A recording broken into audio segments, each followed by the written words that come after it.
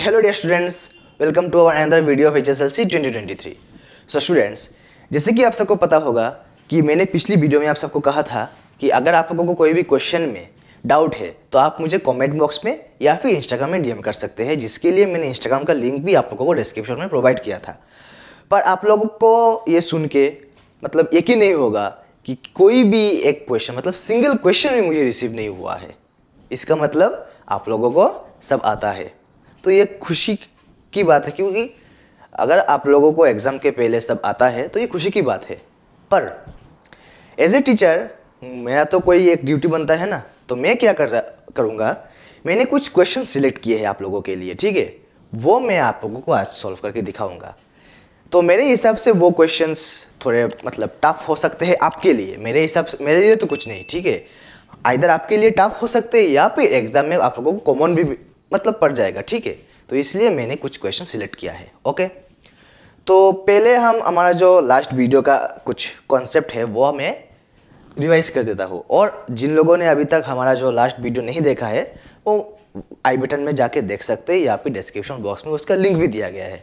पर हम आज के टॉपिक में जाने से पहले कुछ छोटी छोटी बातें को याद रख लेते हैं, ठीक है। तो मैंने क्या किया है, हमारा जो 5.1 है वो उसको मैंने पूरी तरह से नेगलेक्ट कर दिया है, ठीक है, क्योंकि उसमें जो प्रॉब्लम्स है वो सबको आएगा, ठीक है, सब कर सकते हैं वाला क्वेश्चंस। तो मैंने 5.1 को पूरी तरह से इग्नोर कर दिया है। हम 5.2 का मतलब 5.2 के कुछ क्वेश्चंस को हम सॉल्व करेंगे, ओके। तो 5.2 का क्या फॉर्मूला था, हमने लास्ट क्लास में क्या देखा था हमारा, कि एक ही फॉर्मूला से 5.2 कवर हो जाएगा, जो कि है an equal to a plus n-1 into D. इस फॉर्मूला से हमारा जो 5.2 है पूरी तरह से कवर हो जाएगा, ओके।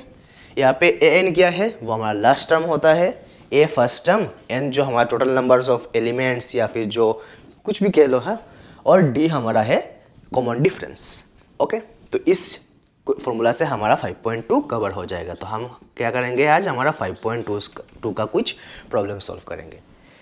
तो 5.2 में जाने से पहले हमने लास्ट क्लास में क्या पढ़ा था कि जो हमारा n है वो एक परफेक्ट वैल्यू मतलब नेचुरल नंबर हो सकता है, मतलब नेचुरल नंबर होगा, हो सकता है नहीं होगा, पर हमने वो नहीं बोला कि n क्या क्या नहीं हो सकता, क्योंकि हमें अगर राइट वे पता है तो हमें रॉन्ग वे पता होना चाहिए ना, जो कि हम उसमें नहीं जाएंगे, ठीक है ना। सिर्फ हमेशा राइट की तरफ क्यों जाएंगे, रॉन्ग भी तो पता होना चाहिए, क्योंकि रॉन्ग को हमें अवॉइड करना पड़ेगा, ओके।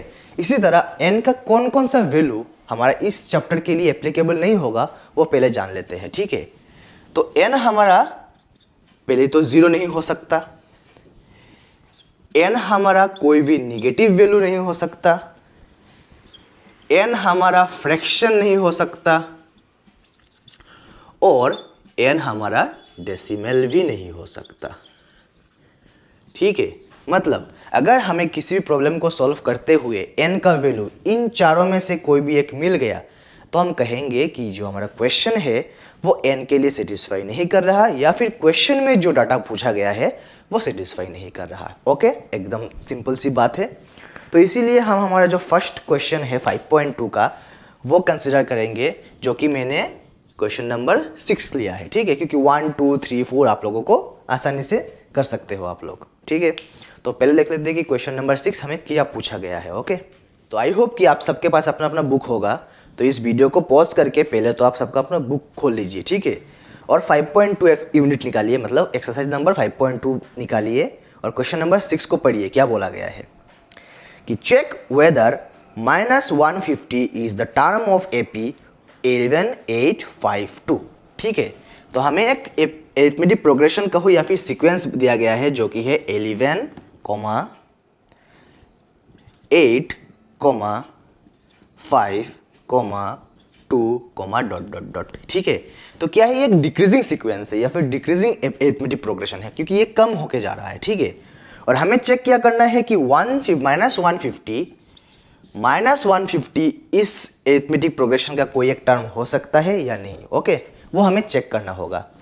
तो जैसे कि ये 5.2 का दिया गया है, तो हम यहाँ पे तो कह सकते हैं कि ये इस फॉर्मूला से करेंगे। अगर एग्जाम में पूछा जाएगा तो आपको मेंशन नहीं करेगा कि ये 5.2 से आया है, 5.1 से या फिर 5.3 से, आपको देख के समझना है। तो क्या बोला गया है, देखो, इस सीक्वेंस का ये एक टर्म हो सकता है, क्या टर्म कहा गया है, ठीक है। टर्म जब भी आएगा हमको n का हेल्प लेना पड़ेगा, n, और n किस फॉर्मूला में आता है, an equal to a plus N minus one into D. Simple याद रख लेना, ठीक है। तो इसमें से हमारा फर्स्ट टर्म क्या होगा, 11, डी क्या होगा, 8 माइनस 11 कितना होता है, -3, ठीक है ना। हमें a और d मिल गया है, ओके। हमारा जो an है, an क्या है, -150, क्योंकि हमें चेक करना है कि ये हमारा लास्ट टर्म या फिर कोई भी एक टर्म हो सकता है क्या नहीं। तो an इक्वल टू हमारा -150 है। अभी हमें चेक करना है जो हमारा n है वो एक नेचुरल नंबर आना चाहिए, ठीक है। और इन चारों में से अगर कोई भी एक आ गया तो ये -150 इस सीक्वेंस का एक पार्ट नहीं हो सकता, ठीक है। तो हम फॉर्मूला बिठाते हैं, हमारा जो फॉर्मूला है, तो हमारा फॉर्मूला क्या है, an equal to a plus N minus one to D. तो हम इसको नहीं लिखते, बार बार डायरेक्ट बिठा देते हैं, -150 इक्वल टू a क्या है, 11 plus n minus one into -3, okay.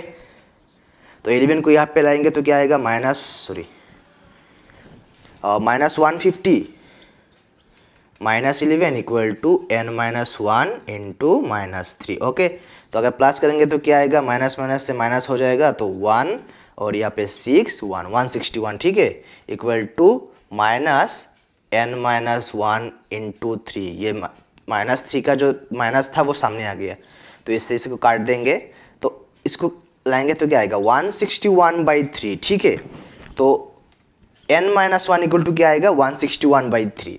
तो 161 को हम 3 से डिवाइड कर सकते हैं क्या, कभी नहीं कर सकते, क्योंकि हम अगर 3 से काटेंगे तो क्या आएगा, 161 को अगर 3 से डिवाइड करेंगे तो क्या आएगा, 5 3 ज़ा 15, 1 11, ये डिवाइड नहीं जाता, मतलब ये फ्रैक्शन आएगा या फिर डेसिमल में आएगा, और फ्रैक्शन डेसिमल हमारा n का वैल्यू नहीं हो सकता, इसीलिए ये जो -150 है वो इस सीक्वेंस में नहीं आएगा।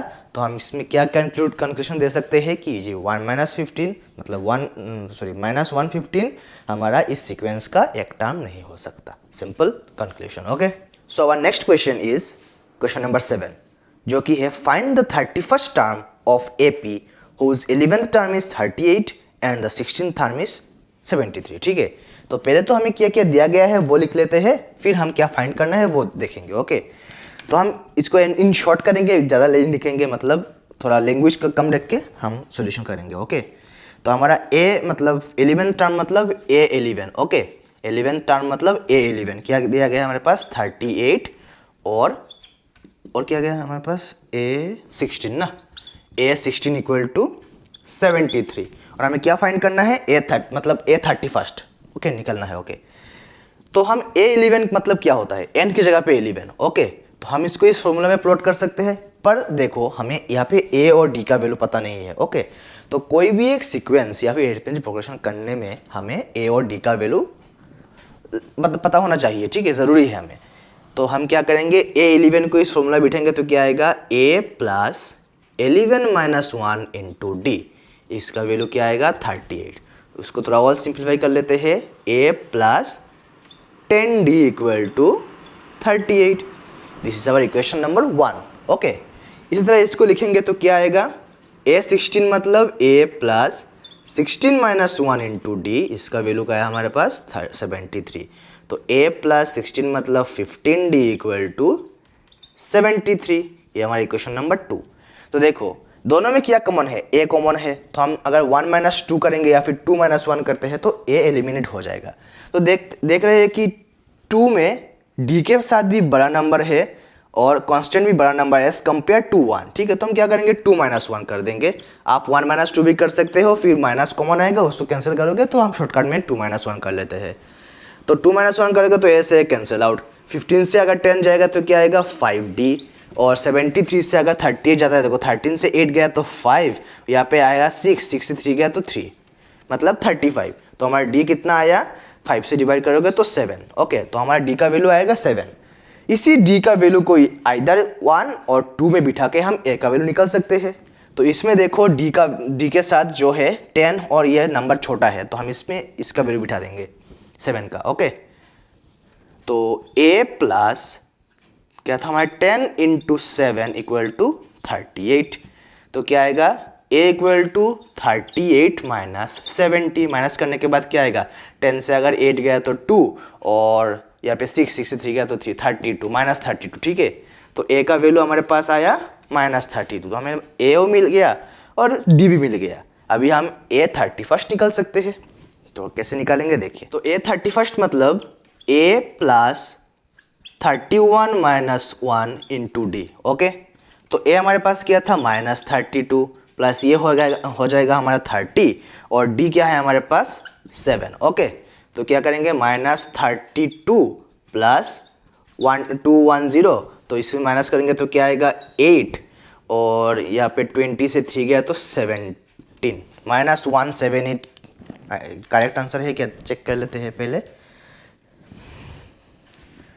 ये वाला आंसर करेक्ट है क्या हमारा जो आया है, निकला आंसर। कहाँ गया आंसर, कहाँ गया, हाँ 178 तो आया है, पर यस मेरा गलत हुआ है, माइनस नहीं होगा क्योंकि बड़े नंबर के प्लस मतलब 7 प्लस है, तो ये वाला 178 हमारा करेक्ट आंसर है। ओके, माइनस नहीं होगा। सो हमारा जो क्वेश्चन नंबर 7 है वो भी हो गया, एकदम हमने सिंपल वे में करा है, कोई भी लैंग्वेज लिखने की ज़रूरत नहीं है। एग्जाम में थोड़ा बहुत लिख लेना कि गिवन वो सब लिख लेना है, ठीक है। तो अभी हम हमारे क्वेश्चन नंबर 10 में जाने वाले हैं, जो कि है if 17 term of an AP exceeds its 10th term by 7 find the common difference. हमें डी निकालना है। तो ऐसा कोई क्वेश्चन नहीं है कि बिना ए के डी निकल सकता है क्या, पर देख लेते हैं। अगर डी पहले निकल जाता है तो हम स्टॉप कर लेंगे, और अगर पहले ए निकलता है तो ए के हेल्प से हमें डी निकालना पड़ेगा। देखेंगे क्या हमारा कॉमन पड़ता है, ठीक है। तो पहले तो क्वेश्चन को समझना पड़ेगा। तो क्वेश्चन में किया गया है कि 17 term of AP exceeds its 10 term. तो पहले तो हमें 17 टर्म लिखना पड़ेगा, A17 और हमारे पास क्या था A10, ठीक है। तो A17 क्या होता है A प्लस 16D। हमने ऑलरेडी 2 प्रॉब्लम्स कर चुके हैं, हमें शॉर्टकट पता है कि 17 होगा तो इसमें एक कम होगा क्योंकि AN = n-1। ओके, सिमिलरली क्या होगा यहाँ पे A प्लस 9D, हमें अभी तक ये पता चल गया है, ठीक है। अभी क्वेश्चन में कहा गया कि 17 टर्म जो है वो 10 टर्म से 7 ज़्यादा है। 17 टर्म जो है वो 10th टर्म से 10 ज़्यादा है। मतलब A17 अगर इस तरफ होगा और A10 अगर इस तरफ होगा तो 7 किस तरफ प्लस होगा।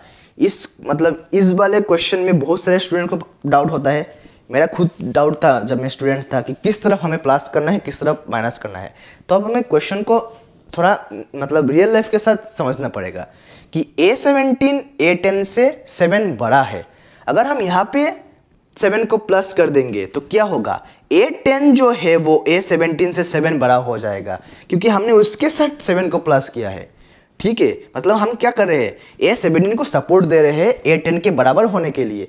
पर ये नहीं है कि क्वेश्चन में पूछा गया है कि A17 जो है वो A10 से 7 ज़्यादा है, मतलब इसमें 7 का सपोर्ट चाहिए, इसके साथ अगर 7 मिलेगा तब इसके बराबर होगा। क्वेश्चन का मतलब पता चल गया ना।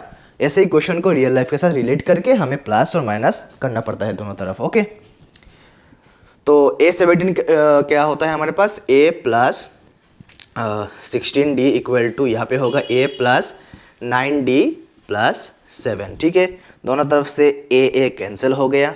अभी 16 इधर है तो 9 आ जाएगा, तो 16 माइनस 9 क्या होता है 7D, पता है हमें, शॉर्टकट लिख लिया, और 7। तो यार दोनों तरफ से 7 काट दो, D का वैल्यू हमारे पास 1 और D निकल गया, तो हमारा प्रॉब्लम भी यहाँ पे स्टॉप, क्योंकि हमें सिर्फ D का वैल्यू चाहिए। ओके, तो हमेशा कैलकुलेशन जो है वो फास्ट करना चाहिए क्योंकि इससे टाइम बचेगा। क्योंकि पता है आप लोगों का जो एग्ज़ाम होने वाला है वो कौन से बेसिस में होने वाला है, तो कैलकुलेशन को हमेशा फास्ट रखना, ठीक है। तो अभी हम सब लोग क्वेश्चन नंबर 12 में मूव करने वाले हैं, जो क्वेश्चन नंबर 12 देखने में भी और पढ़ने में भी थोड़ा डिफिकल्ट लग रहा है, जो कि है 2 APs। इस बार 2 AP दिया गया है, 1 AP नहीं, ठीक है। 2 APs have the same common difference, मतलब हमारे पास D दोनों APs का सेम है। फर्स्ट टर्म सेम है क्या, नहीं बोला गया है, मतलब फर्स्ट टर्म डिफरेंट है पर कॉमन डिफरेंस जो है वो सेम है, ठीक है। The difference between their 100 term, ठीक है, मतलब AN भी दिया गया है, ठीक है। 100 टर्म इज 100, मतलब दोनों का जो 100 टर्म का डिफरेंस होगा उसका आंसर भी 100 होगा। तो हमें क्या फाइंड करना है, what is the difference between their 1000 term. तो ये सुनने में तो बहुत UPSC लेवल का क्वेश्चन लग रहा है ना, पर आसान है, ठीक है। तो हम क्या करेंगे, इसमें थोड़ा लिख लेंगे, let the first term of first AP equal to A1 and first term of second AP equal to A2. Okay, and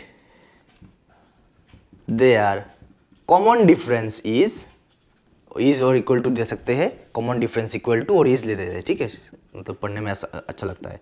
is D, मतलब क्योंकि क्वेश्चन में पूछा गया है, मतलब बताया गया है कि दोनों एपीज का कॉमन डिफरेंस जो है वो सेम है. ओके, अभी क्वेश्चन में कहा गया है कि जो 100 टर्म है उन दोनों का डिफरेंस सेम है, मतलब 100 है. ओके, तो पहले तो हमें क्या निकालना पड़ेगा, A100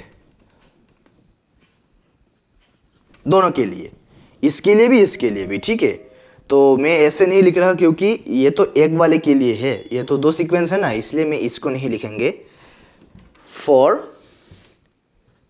फर्स्ट AP ऐसे लिख लेंगे, ठीक है, तो आपको समझने में आसानी होगी. तो फॉर फर्स्ट AP के लिए क्या होगा, हमारा जो 100 टर्म है वो क्या होगा, A1 plus 100 minus 1 into D. ठीक है, तो A1 तो रहेगा, ये हो जाएगा 99D. ये question number 1. Okay, for second AP इसमें क्या होगा, A2 plus 100 minus 1 into D. तो ये 2 सेम रहेगा और ये हो जाएगा 99D. ये क्वेश्चन नंबर 2. ओके, अभी क्या कहा गया है कि इन दोनों का डिफरेंस जो है वो भी 100 है, मतलब 1 माइनस 2 करने के बाद हमें 100 मिलेगा. तो 1 क्या था हमारे पास, A1 plus 99D minus A2 plus 99D is equal to 100. तो A1 plus 99D minus A2 minus 99D is equal to 100. 99D cancel, answer क्या है हमारे पास, A1 minus A2 is equal to 100. इसका यूज़ हमारा जो नेक्स्ट पार्ट में होगा, क्योंकि इसके लिए तो वो फर्स्ट वाला इक्वेशन दिया गया है ना हमें, तो हम हमारे नेक्स्ट पार्ट में मूव करते हैं. हमारे पास क्या चाहिए, हमारे जो 1000 टर्म का डिफरेंस चाहिए, ठीक है. तो हम शॉर्टकट लिख लेंगे, A1 plus 1000 minus 1 into D minus, एकदम मतलब एक ही साथ कर लेंगे, ठीक है. इसका किसके साथ minus, A2 plus 1000 minus 1 into D. Okay, pen का इंक भी खत्म हो गया. तो इस पे क्या आएगा हमारे पास, इसका वैल्यू निकालना है. तो A1 plus 999D minus A2 minus 999D. Okay, तो ये 999D ये 999D cancel, A1 minus A2, और A1 माइनस A2 का आंसर क्या था हमारे पास 100. मैंने 1000 लिख लिया, ठीक है. तो ऐसे वाले क्वेश्चन आप लोगों को MCQ में मिल सकते हैं या फिर 1 मार्क्स के लिए भी मिल सकते हैं. तो अगर MCQ मिलेगा तो आप लोगों को ऑप्शन में तो 100% 100 मिलेगा ही मिलेगा और 1000 मिलेगा, ठीक है. मतलब 100 नहीं 1000 तो मिलेगा ही मिलेगा, क्योंकि अगर 100 टर्म का डिफरेंस 100 होगा तो 1000 टर्म का डिफरेंस 1000 ही होगा. आप में से बहुत से लोगों का दिमाग में पहले ही आएगा ये, पर ऐसा नहीं है. 1000 टर्म का डिफरेंस भी 100 ही आता है, ठीक है. हमने सॉल्व करके देख लिया है. देखना ऐसे वाले क्वेश्चन आपको MCQ में मिलेंगे ही मिलेंगे, ठीक है. तो हमारा जो नेक्स्ट क्वेश्चन है वो है क्वेश्चन नंबर 13. तो क्वेश्चन नंबर 13 हमारे पास क्या पूछा गया है, how many 3 digit numbers are divisible by 7. मतलब 3 डिजिट का नंबर कौन कौन से होंगे जो 7 से डिवाइड जाता है, ठीक है. तो मतलब कितने मिलेंगे हमें, ठीक है. How many 3 digit numbers are divisible by 7, मतलब 3 डिजिट के कितने नंबर्स है जो कि 7 से डिवाइड जाते हैं. तो पहले 3 डिजिट नंबर कहाँ से शुरू होता है, 100 से, ठीक है. तो 100 से शुरू होने के बाद फर्स्ट नंबर कौन सा आता है जो 7 से डिवाइड जाता है, तो फर्स्ट नंबर आता है हमारे पास 105. डिवाइड करके देखो, अगर 10 को 7 से करोगे तो 1 एक बार, 3 बचेगा 35 हमारे 7 से 5 बार जाता है, ठीक है. नेक्स्ट वाला क्वेश्चन क्या आएगा, उसके साथ तुम 7 प्लस कर दो तो क्या आएगा 112. इतना काफ़ी हमारे पास फर्स्ट टर्म सेकेंड टर्म मिल गया. हमें लास्ट टर्म चाहिए क्योंकि हमें ANB तो बिठाना होगा. तो 3 डिजिट नंबर का लास्ट टर्म क्या होता है, 3 डिजिट नंबर का, ठीक है. 3 डिजिट नंबर का लास्ट टर्म होता है 999, ठीक है. तो उससे हमें कितना मतलब माइनस कर का मतलब इससे पहले कौन सा नंबर 7 से डिवाइड जाएगा, वो है 994। डिवाइड करके देख लो 7 से, 7 1 जा 7, कितना बचता है 29, तो 4 7 जा 28, 1 14, इतना, ठीक है। तो 994 जो है वो लास्ट टर्म है 3 डिजिट का जो 7 से डिविजिबल होता है। तो हमारे पास ए क्या है, हमारे पास 105, डी क्या होगा हमारे पास 112 से तुम 105 को माइनस कर दो तो 7 आएगा, और हमें ऐसे भी दिख सकते हैं कि 7 बढ़ बढ़ के जा रहा है, ठीक है। और ए एन जो होगा वो है हमारे पास 994। हमारा सब मिल गया, हमें एन फाइंड कर सकते हैं, पॉप कर सकते हो, मैं वो यहाँ पे आप लोगों के लिए छोड़ रहा हूँ, ठीक है। पूरा तो बना के दे दिया मैंने, सिर्फ आपको फॉर्मूला में बिठाना है और एन का वैल्यू फाइंड करना पड़ेगा। तो मैं आंसर भी बता देता हूँ आप सबको। तो इसका आंसर आएगा हमारा n इक्वल टू 128, ठीक है। n इक्वल टू 128 हमारा आंसर होगा, तो आप चेक कर सकते हो। तो हमारा जो नेक्स्ट क्वेश्चन है वो है क्वेश्चन नंबर 14, जो कि एकदम 13 के जैसा ही होगा। क्वेश्चन में है how many multiples of 4 lie between 10 and 250, मतलब 10 और 250 के बीच कितने नंबर्स मिलेंगे हमको जो कि 4 का मल्टीपल होता है, ठीक है। मतलब 4 से डिवाइड जाता है, सिंपल सी बात। तो पहले तो 10 के मतलब 10 के बाद कौन सा नंबर है जो कि 4 से मल्टीप्लाई जाता है, वो है 12। फिर क्या आएगा 16, इतना काफ़ी है। हमें कितना तक चाहिए 250 के अंदर, तो 250 से पहले कौन सा नंबर है जो कि 4 से डिवाइड जाता है, आप कहेंगे 248। ये एकदम आसान था, ठीक है। 248 मिल गया, फर्स्ट टर्म माइनस करोगे तो डिफरेंस, लास्ट टर्म फॉर्मूला में बिठाओ, एन मिल जाएगा, खत्म आंसर, ओके। एकदम इजी था। तो अभी जो हम लोगों का नेक्स्ट क्वेश्चन है वो थोड़ा आउट ऑफ द ट्रैक जा रहा है, ठीक है। क्वेश्चन में क्या पूछा गया है हमें, for what value of N are the nth terms of 2 APs 63, 65, 67 dot dot dot and 3, 10, 7 are equal, ठीक है। मतलब n के किस वैल्यू के लिए दो सीक्वेंस का nth टर्म इक्वल होगा। बहुत ही घुमा फिरा के पूछा गया है, तो हम इसको इजीली कर लेंगे, ठीक है। तो पहले तो दो सीक्वेंस लिख लो, 63 फिर 65 फिर 67 डॉट डॉट डॉट, ओके। इसके लिए हमारा फर्स्ट टर्म क्या आएगा, ए होगा हमारे पास, सॉरी A1 दे देते हैं, बाद में ज़रूरत नहीं होगा पर फॉर्मेलिटी मेंटेन करना पड़ता है। 63, डी क्या होगा, सॉरी D1 क्या होगा, 65 माइनस 63 मतलब 2, और an तो हमें पता नहीं,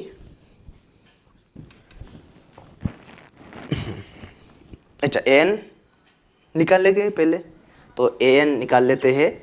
an इक्वल टू क्या होगा हमारे पास, ये क्वेश्चन 61 से शुरू होता है क्या, ये 63 से नहीं, 63, ठीक है ठीक है। तो an इक्वल टू क्या होगा 63 प्लस n माइनस 1 इंटू क्या होगा 2, ओके। तो 63 प्लस 2n माइनस 2, तो 61, 63 माइनस 2 61 प्लस 2n, ये हमारा इस an का आंसर, ओके। ये क्वेश्चन नंबर 2 दे देते हैं। सिमिलरली वो नेक्स्ट क्वेश्चन क्या था हमारा, 3, 10, 17 डॉट डॉट डॉट, ओके।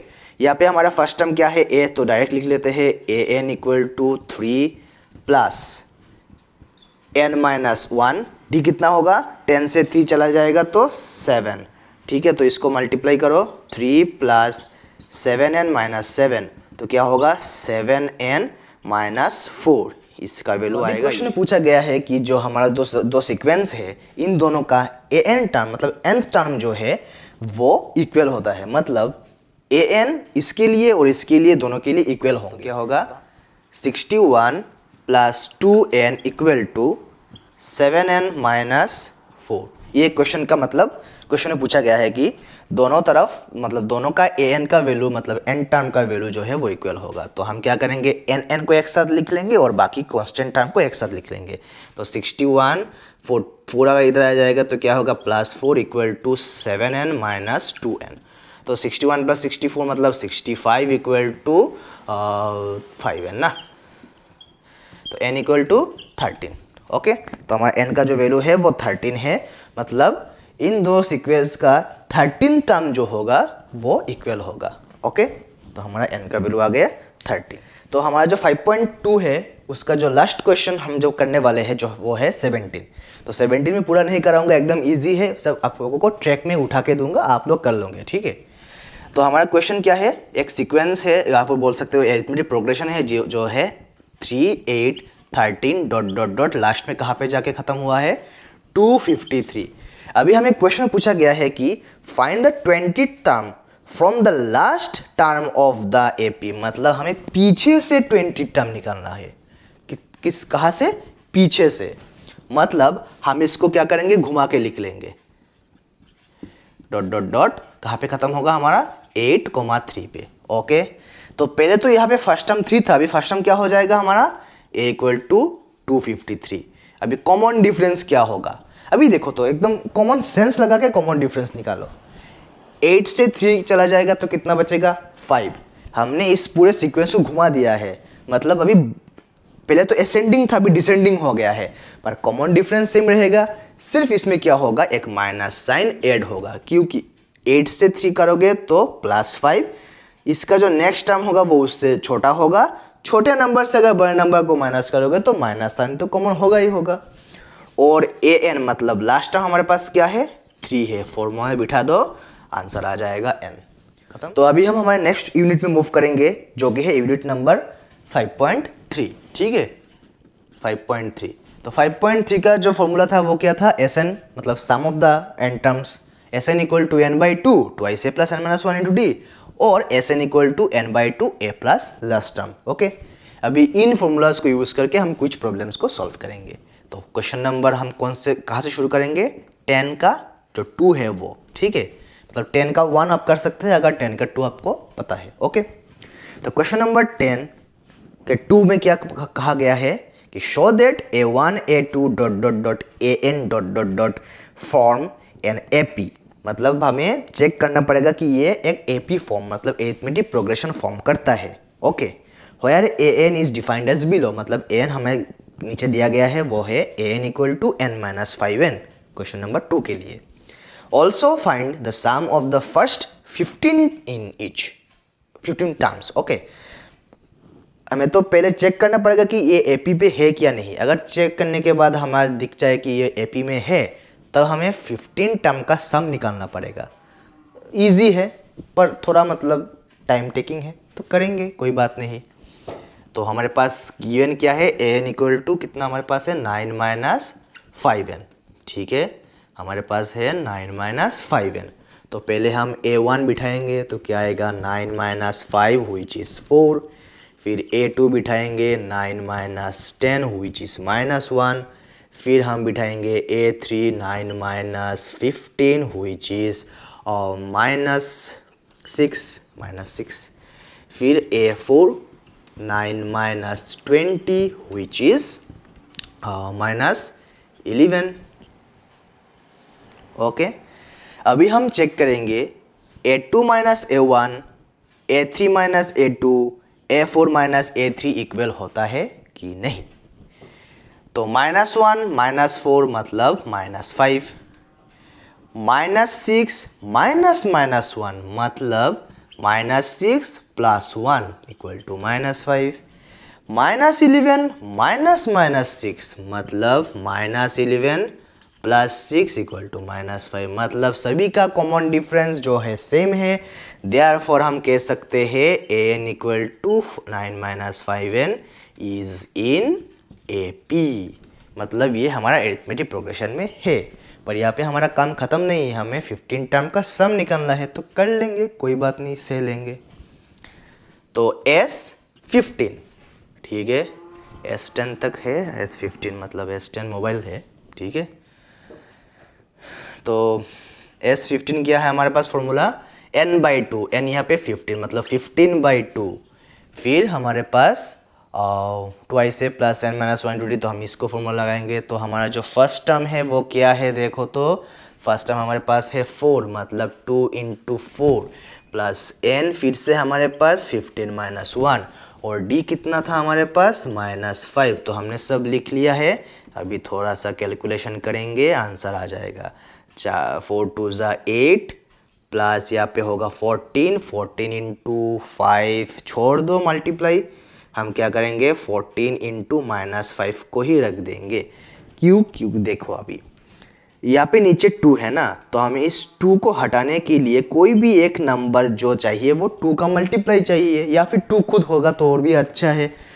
अभी देखो 8 से क्या कॉमन आता है? 2 कॉमन आता है। 14 से भी 2 कॉमन आता है, मतलब हम यहाँ से 2 कॉमन ले लेंगे तो 2 आ गया बाहर, 8 से 2 गया तो सिर्फ 4, और यहाँ पे 7 5 जा 35। आसान हो गया ना, बड़ा मल्टीप्लाई भी नहीं करना पड़ा, और 2 से 2 भी कैंसिल हो गया।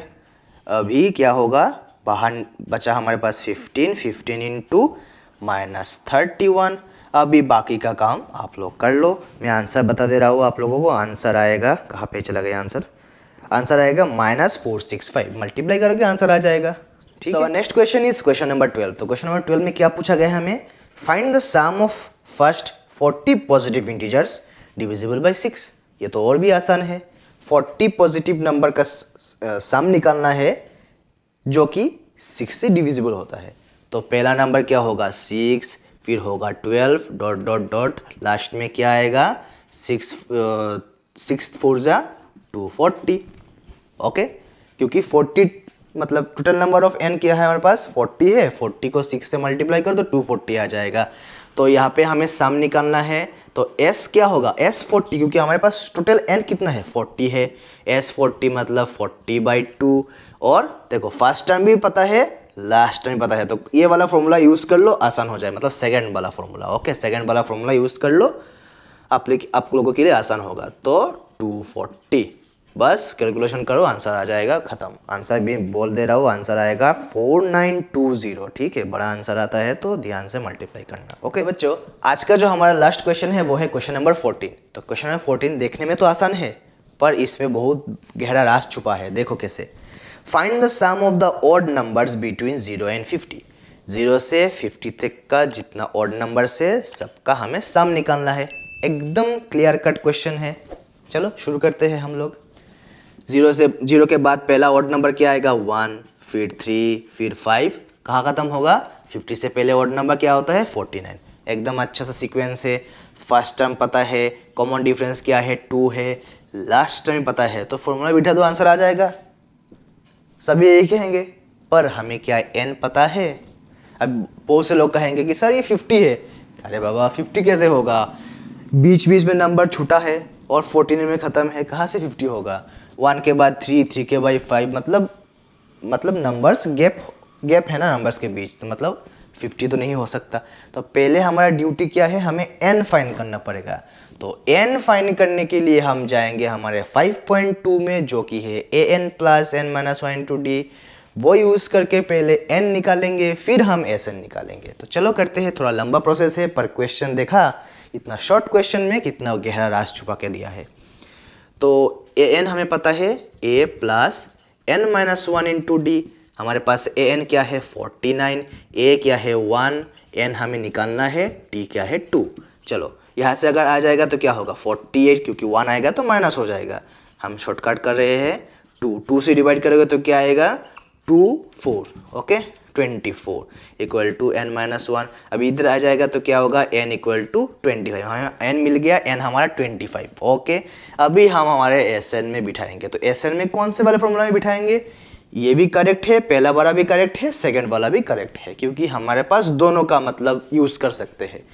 तो हम क्या करेंगे? ये वाला यूज़ करेंगे, तो इजी है। ठीक है, तो sn या फिर s25 भी लिख सकते हो, क्योंकि हमारे पास अभी तो n का वैल्यू आ गया। s25 equal to 25/2। फिर आएगा हमारे पास a हमारे पास 1, और an क्या था हमारे पास? an कहाँ पे गया? an था हमारे पास 49। तो अभी 25/2 इंटू ये 50 हो गया। अभी 50 से तुम 2 से 50 को काटोगे तो 25 इंटू 25, और 25 का स्क्वायर हमें पता है 625। आंसर करेक्ट है क्या है? सही देख लेते हैं, आंसर 625। तो यहाँ तक हमारा आज का वीडियो था। आप लोगों ने तो कोई भी क्वेश्चन नहीं भेजा मुझे, तो मैंने अपने हिसाब से कुछ क्वेश्चन सिलेक्ट किया है जो कि एग्जाम में पूछे जा सकते हैं, या फिर मेरे हिसाब से ये थोड़े इंपॉर्टेंट क्वेश्चन है। फिर भी अगर किसी भी क्वेश्चन में आप लोगों को डाउट लगा है, मतलब मेरे हिसाब से तो वो आसान थे, पर फिर भी आप लोगों को कोई भी डाउट है तो आप मुझे फिर से मैसेज में पूछ सकते हो। इस बार मैं अपना व्हाट्सएप नंबर भी भेज दूँ, मतलब डिस्क्रिप्शन बॉक्स में दे दूंगा, जिससे और भी आपको मतलब मेरे साथ कनेक्ट करने में आसानी होगी। अगर ज़्यादा क्वेश्चंस मिलते हैं तो मैं फिर से एक वीडियो बनाऊंगा, और अगर एक दो क्वेश्चन मिलेंगे तो मैं शॉर्ट्स वीडियो भी बना के अपलोड कर दूंगा, ठीक है। तो आप मेरे शॉर्ट चैनल को भी सब्सक्राइब करके रख देना, क्योंकि इसमें मैं कुछ मतलब मैथ्स के रिलेटेड शॉर्ट्स डालूंगा आने वाले टाइम में, ठीक है। तो आज के लिए बस इतना ही बच्चों। तो आई होप आप सबको आज का वीडियो अच्छा लगा होगा। अगर अच्छा लगा है तो अपने दोस्तों के साथ शेयर कर देना, और अगर इसके बाद भी आपको कोई डाउट है तो मुझे किसी भी वक्त पूछ सकते हो। तो आज के लिए बस इतना ही। Thanks for watching, bye bye, thank you. और अगर आप इस चैनल पर नए हैं तो इसको सब्सक्राइब करके बेल आइकन को दबा देना, क्योंकि आने वाले टाइम में और भी वीडियोस मैं अपलोड करूँगा, क्योंकि हमें पूरा चैप्टर मतलब पूरा सिलेबस ख़त्म करना है, ठीक है। तो आज के लिए बस इतना ही। Thanks for watching, bye bye, thank you.